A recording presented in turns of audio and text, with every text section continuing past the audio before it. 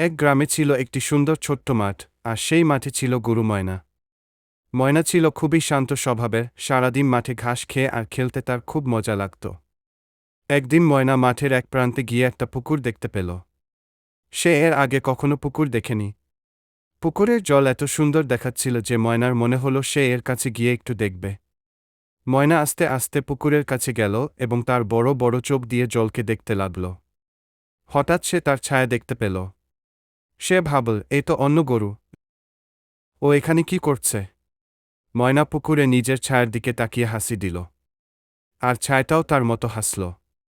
ময়না বলল, তুমি কে? ছায়াটাও নীরবে তাকিয়ে রইল। ময়না বুঝতে পারল এটি তারই প্রতিচ্ছবি। ময়না হাসতে হাসতে বলল, ওহ, তুমিই আমি।